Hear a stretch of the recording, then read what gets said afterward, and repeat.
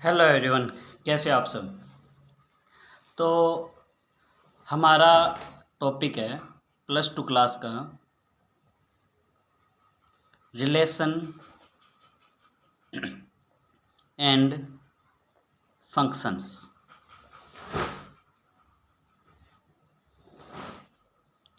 संबंध और फलन। देखो, रिलेशन और फंक्शन, इन दोनों चीज़ों में क्या अंतर है क्या नहीं, वो हमें इस पूरे में कवर करेंगे। और उसके अलावा इसके ऊपर जितने भी एनसीईआरटी में जितने भी सारे क्वेश्चन है वो सारे सम भी हमें करेंगे।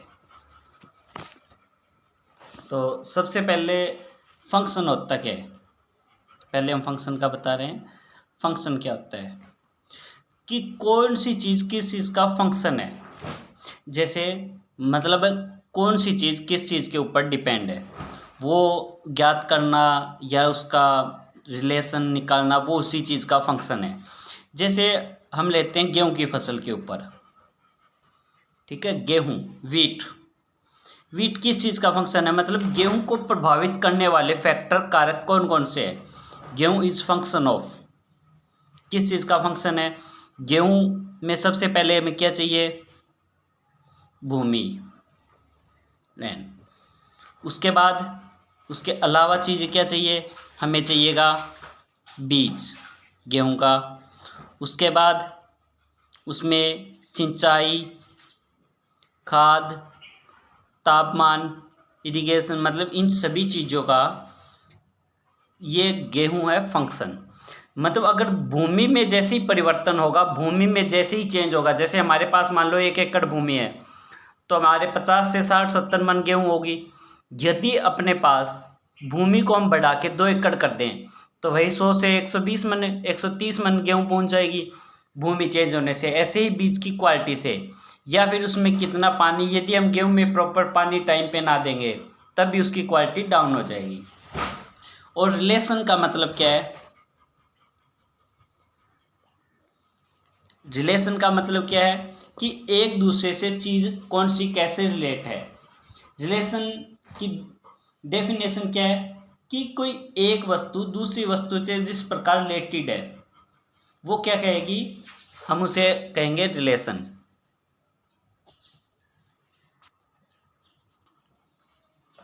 उसे हम कहेंगे रिलेशन कि एक वस्तु खुद से कैसे या किसी अन्य से रिलेटेड है। जैसे इसका सिंबल होगा ए रिलेट टू है बी, ए का रिलेशन है बी से। ये जो हमें मैथ में दिया जाता है उस रिलेशन की बात करेंगे। जैसे मान लो वो हमारा रियल लाइफ भी हो सकता है। जैसे मान लो ए और बी दोनों भाई हैं, दोनों एक दूसरे के भाई है, तो एक रिलेशन पूछे, ए इज ब्रदर ऑफ बी। सी भाई है डी का, सी इज ब्रदर ऑफ डी।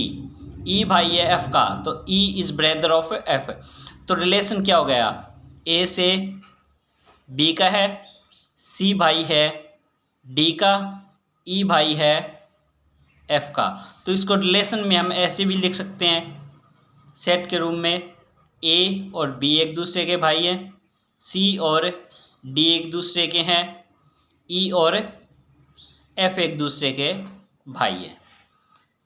और जब भी इसको हम ऐसे भी लिख सकते हैं, ए और बी रिलेशन के पार्ट है तो हम लिखेंगे A B belong to relation, A B belong to relation. C और D belong in to relation, यहाँ पे ब्रैकेट लगेगी, ब्रैकेट लगेगी। ई और एफ एक दूसरे के रिलेशन है तो E F belong to relation. और यहाँ पे अगर मैं इसको सेट में दर्शाऊं तो ए, मान लो ए बी और सी, सॉरी ए सी और ई, ये तीनों के तीनों सेट ए में है, तो मैं यहाँ पे लिखूंगा A belong into set A. Bracket relation के लिए यूज होगी, ये सिंपल यूज होगा। ए में है और बी वाला इस बी सेट के अंदर है। तो ये हमारी इनकी डेफिनेशन है। तो अगर डेफिनेशन की एग्जैक्टली बात करें तो रिलेशन की है, लेट ए, डेफिनेशन की बात करें, let A and B are two non empty sets, दो सेट जो खाली नहीं है, नॉन एम्प्टी सेट है। देन एनी सबसेट, तब कोई भी सबसेट जो ए क्रॉस बी में होगा, कोई भी any subset A cross B का, उसे कहेंगे इज कॉल्ड रिलेशन। उसे कहेंगे हम रिलेशन। कहाँ से? फ्रॉम ए से बी, ए से बी की तरफ का रिलेशन। अब ऊपर वाले एग्जाम्पल में मैंने दोनों भाई लिए थे। अगर मैं ये ए भाई होता बी का, सिर्फ इतना ही दिया होता, तो ज़रूरी नहीं था बी ए का भाई होता, बी उसकी बहन भी हो सकती थी। तब वो बी से ए की तरफ ट्रू हो ज़रूरी नहीं है। लेकिन अगर दोनों ही भाई बोल रहा है, दोनों एक दूसरे के भाई है, तो दोनों बॉयज है, तब वो रिलेशन एग्जिस्ट था।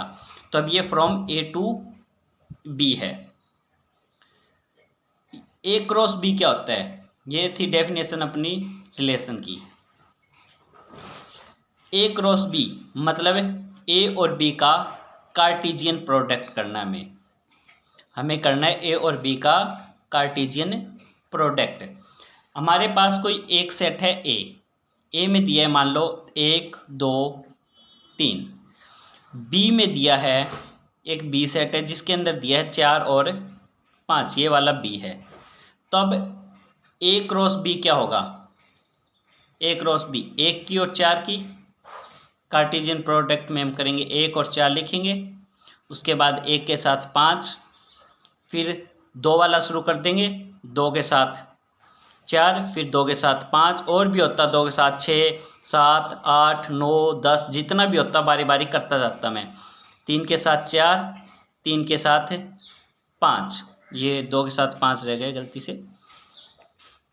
तो ये हमारा बन गया ए क्रॉस बी। अब इसके सबसेट की बात करते हैं। जैसे अपने पास एक ही सेट है या एक ही रिलेशन है, एक से अपने पास एक सेट है ए के अंदर है 1 2 और 3, तो इसके सबसेट क्या हो सकते हैं? मान लो एक घर में 3 व्यक्ति है जिनके नाम है 1, दूसरे का नाम है 2, तीसरे का नाम है 3।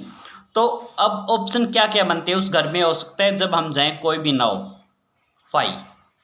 अगला हो सकता है घर में पहला व्यक्ति मौजूद हो सकता है घर में दूसरा व्यक्ति मौजूद हो सकता है तीसरा मौजूद हो सकता है पहला और दूसरा हो सकता है पहला और तीसरा हो सकता है पहला दूसरा पहला तीसरा कर लिया, अब हम लेंगे दूसरा और तीसरा, और यह हो सकता है पहला दूसरा तीसरा। ये होते हैं नंबर ऑफ सबसेट।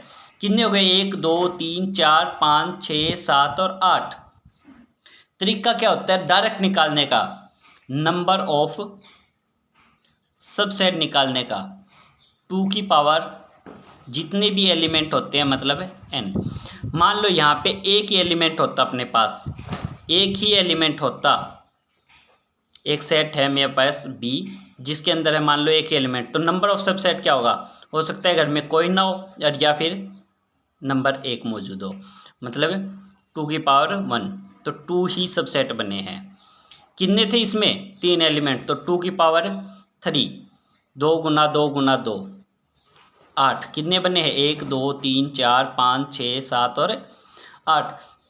यदि यहाँ पे 5 एलिमेंट होते तो 2 की पावर 5, 32 सबसेट बनते। ये है हमारे नंबर ऑफ सबसेट। इसके अलावा अपना कौन सा है? Number of relation.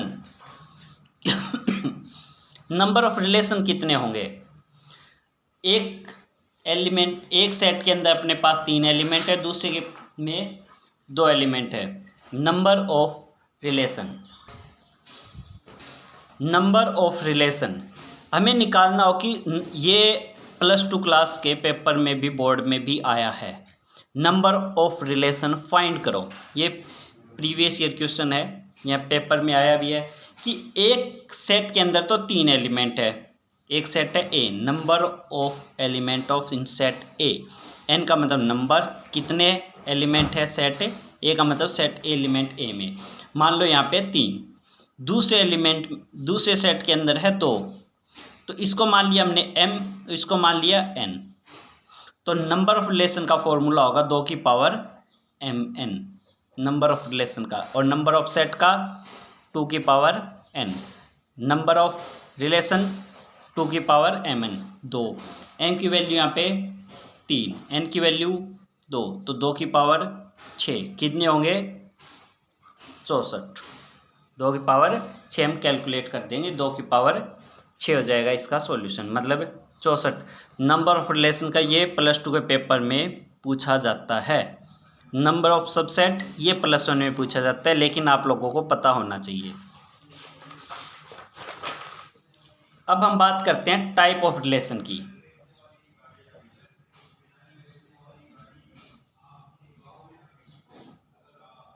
रिलेशन कितने प्रकार के हैं देखो, एक होता है अपने पास आइडेंटिटी रिलेशन। देखो आइडेंटिटी का हिंदी में मतलब क्या है, पहचान। आइडेंटिटी कार्ड, आईडी कार्ड, पहचान पत्र, मतलब आपकी पहचान क्या है, तो किसी व्यक्ति की पहचान वो खुद होता है। तो इसी प्रकार आइडेंटिटी रिलेशन का मतलब है अगर कोई रिलेशन का नाम दे दिया हमने R, ऑन सेट ए है, इज कॉल्ड, उसे हम क्या कहेंगे आइडेंटिटी रिलेशन। कब उसे हम आइडेंटिटी रिलेशन कहेंगे, if every element of A is related, संबंधित है किससे, टू इटसेल्फ ओनली, उसके अंदर और कोई फालतू की बकवास ना हो, खुद से ही रिलेटेड हो, सिर्फ इटसेल्फ ओनली। मान लो एक हमारे पास सेट है ए में दिया है 1 2 3, तो उसका आइडेंटिटी रिलेशन क्या होगा 1 की पहचान 1, 2 की पहचान 2, 3 की पहचान 3, तो ये है अपना आइडेंटिटी रिलेशन। अगर उसके अंदर और भी कुछ एक्स्ट्रा एलिमेंट नहीं है तो ये क्या कहेंगे हम आइडेंटिटी रिलेशन। यूनिवर्सल रिलेशन अगला टाइप है।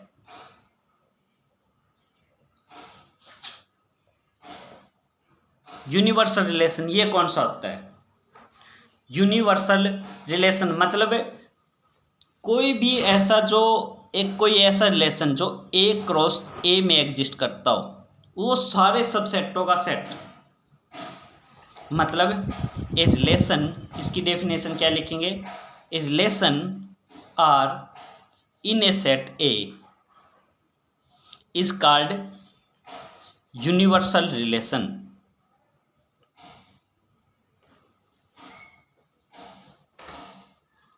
On set A if each element, यदि हर एक एलिमेंट ऑफ ए का related to every element of A, मतलब ए क्रॉस ए, मतलब हर वो कोई सेट के अंदर कोई तत्व है, एलिमेंट है, वो दूसरे से संबंधित उसके सारे एलिमेंटों से रिलेटेड है, तो क्या कहेंगे हम उसे यूनिवर्सल रिलेशन। जैसे कोई एक सेट है अपने पास 1 2 3, तो ए क्रॉस ए क्या हो जाएगा 1 2 3 गुना में 1 2 3, यहाँ पे 2 भी हो सकते हैं, 4 भी हो सकते हैं, ABC भी हो सकता है।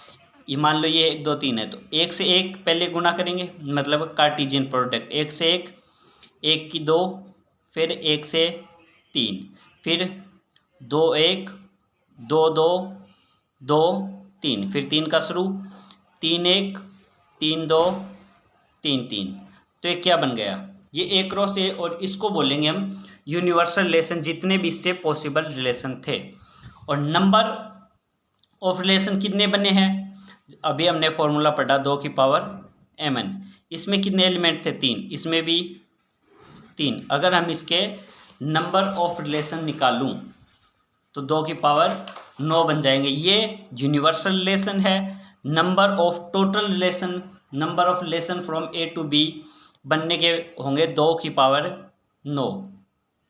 कितने हो गए, 2 दूनी 4 दूनी 8 दूनी 16 32 64 128 256 और 512।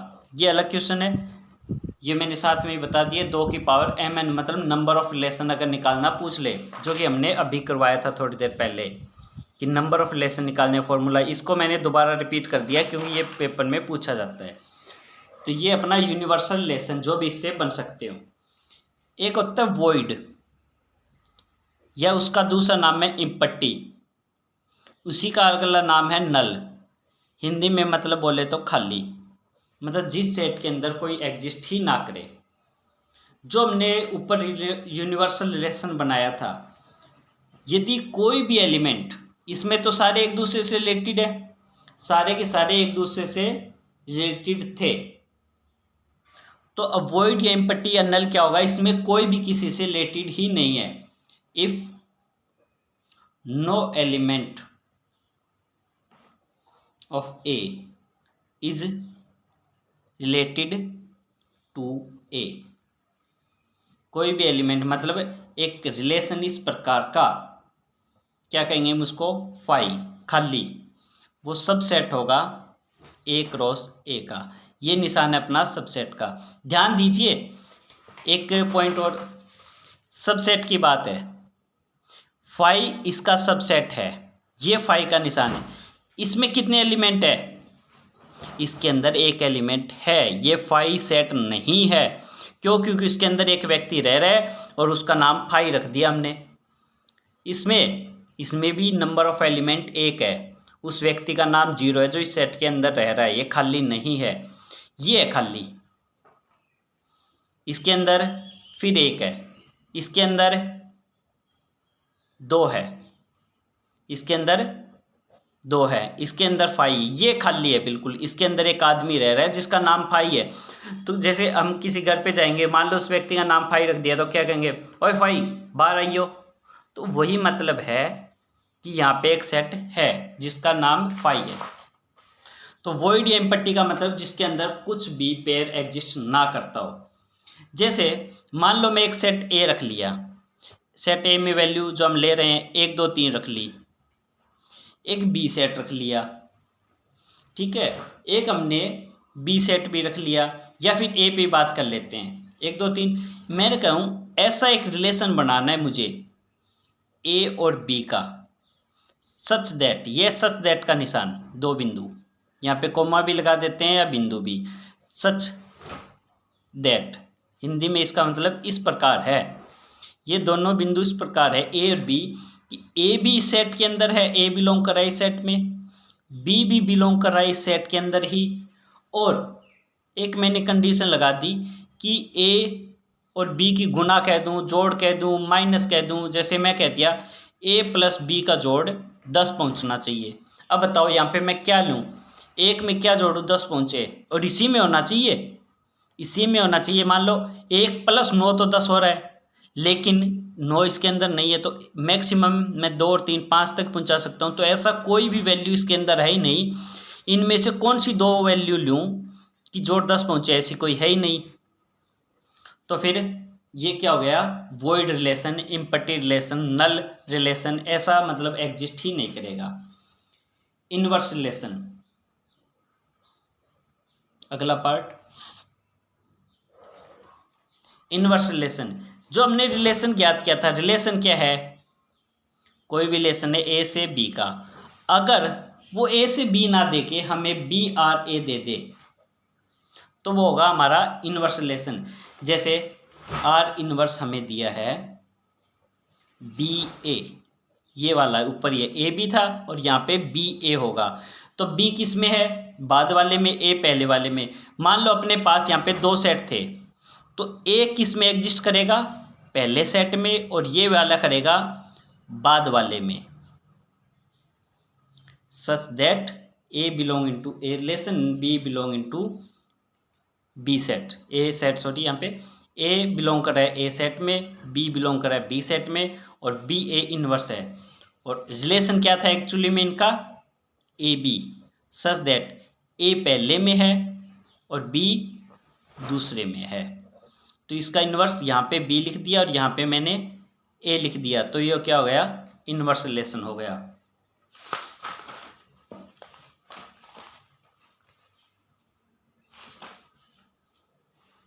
इसके बाद 3 महत्वपूर्ण रिलेशन, और इन तीनों का भाग भी करेंगे।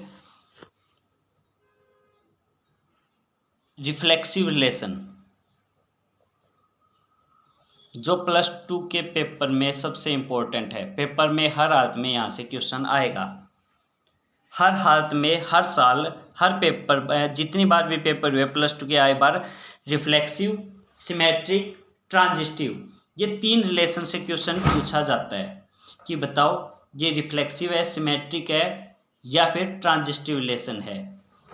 ठीक है, इसके ऊपर अब हम पढ़ेंगे रिफ्लेक्सिव, सिमेट्रिक और ट्रांजिस्टिव, और जो तीनों के तीनों होगा उसको बोलेंगे हम इक्विवेलेंस रिलेशन।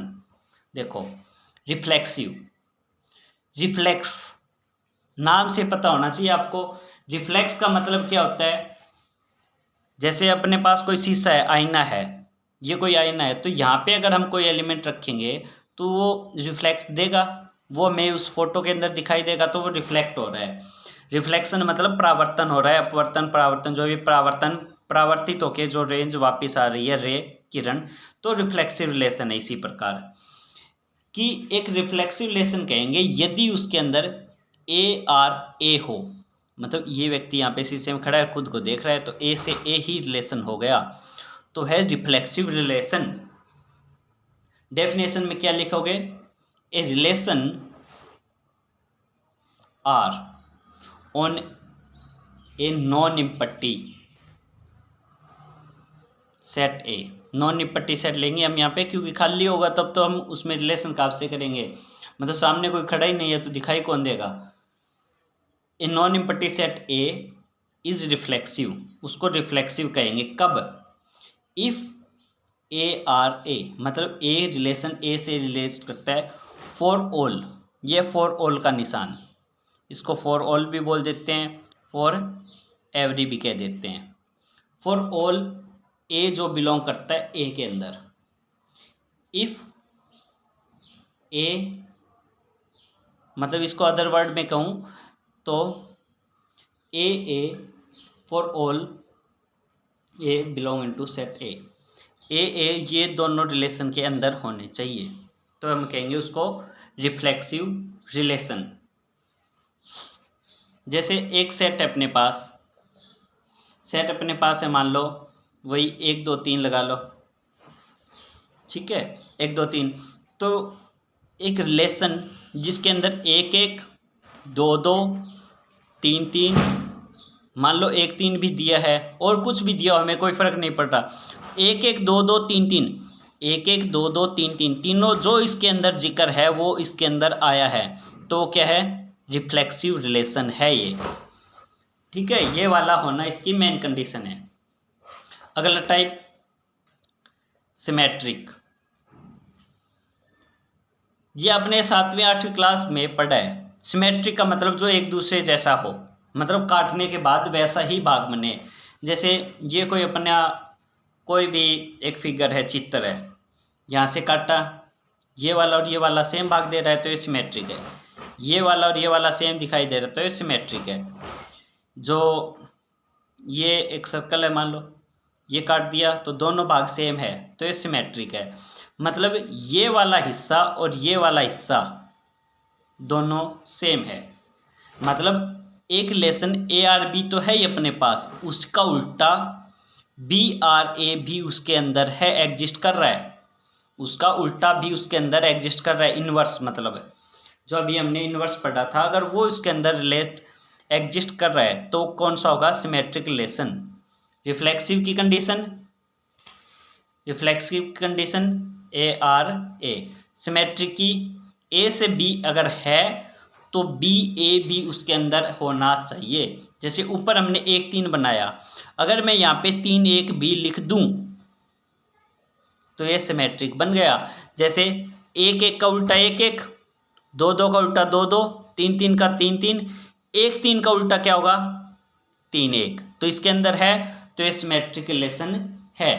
मान लो मैंने यहाँ पे कह दिया 2 3, अब ये नहीं है क्योंकि 2 3 का उल्टा नहीं है। जैसे ही मैंने यहाँ पे 3 2 और लिख दिया तो अब ये सिमेट्रिक है।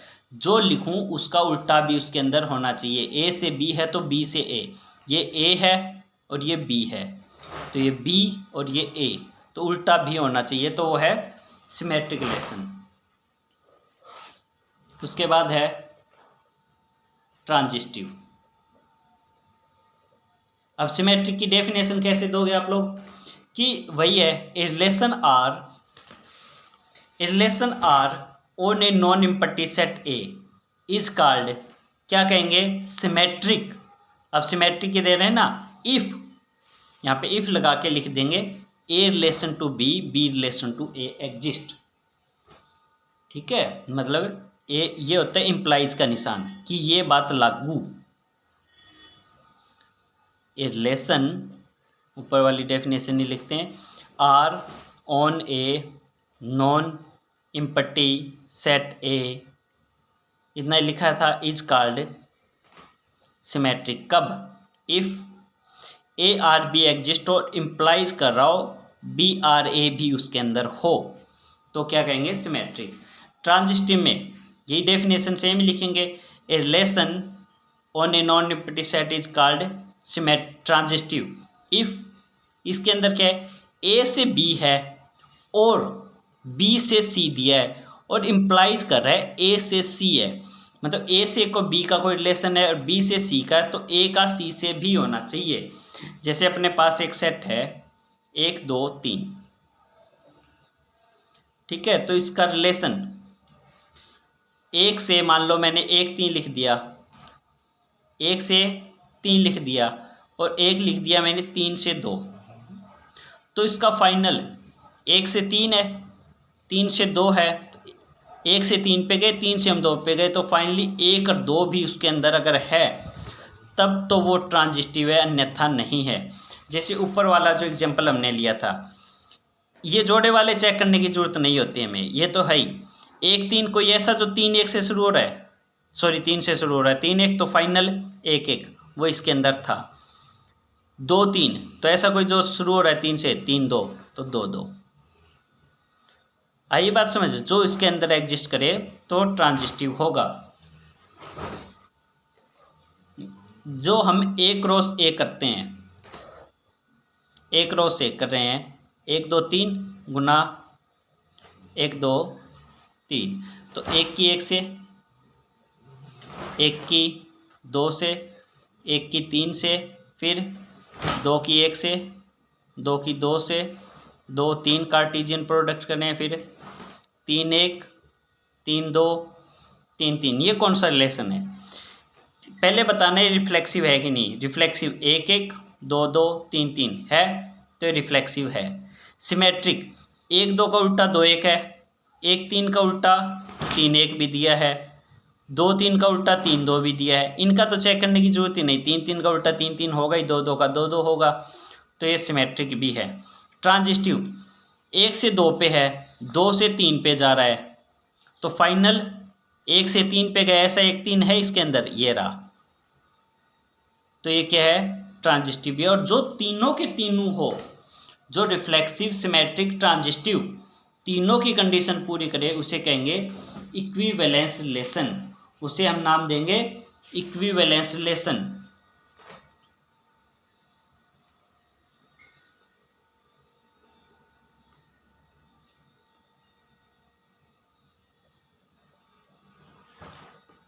पेपर में पूछा जाता है इक्विवेलेंस रिलेशन कौन सा है, तो हम उसके अंदर ये वाला कह देंगे कि ये इक्विवेलेंस रिलेशन है। एक और छोटा सा पार्ट है, बता ही देता हूँ, हालांकि यूज नहीं है, एंटी सिमेट्रिक